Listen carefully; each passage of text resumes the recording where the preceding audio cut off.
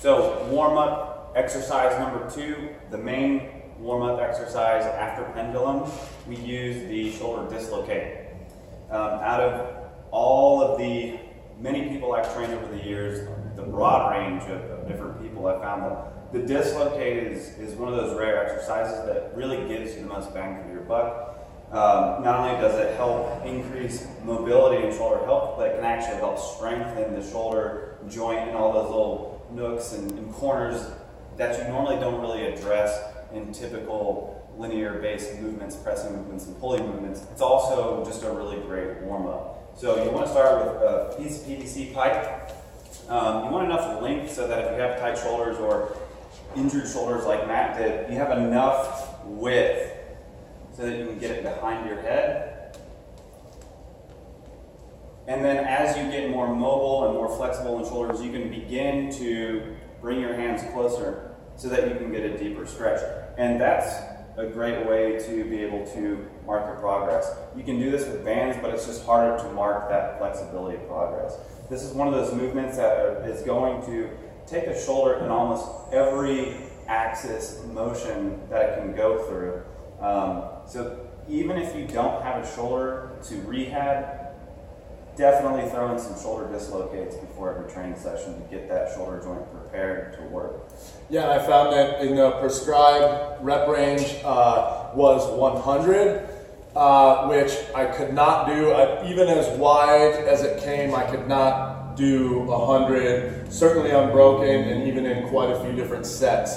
But what I found was that rep range is really what I felt did the most work for me. Is that you see a lot of people, they'll come in, they'll hit it 5, 10 dislocators, and they feel like, you know, they've done some work. Whereas at 100, you really start to feel the strength that you're talking about building.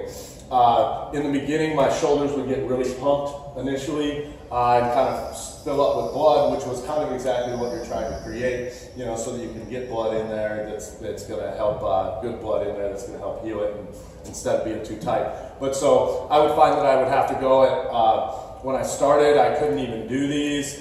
Then I would have to go in sets of 5 and initially then sets of 10. And then I found that, you know, the more I focused on the pendulums going into it, that then I got to the point where I'm hitting like sets of like 50, then maybe going down from there. And then as the more time that goes on, you know, now I can actually, you know, mark progress in, like you said, with, you know, that's a 6 inches in from where I started. Yeah. So you couldn't even go all the way back when you first started this. No. And I mean, even myself, I have healthy shoulders, but I'll feel the difference if I don't begin a training session, like even a squat day. I need to start with my shoulder dislocate first.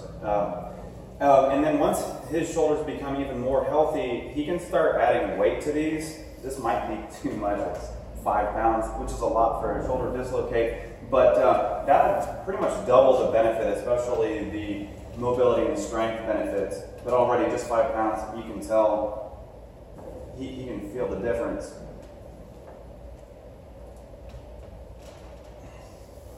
yeah.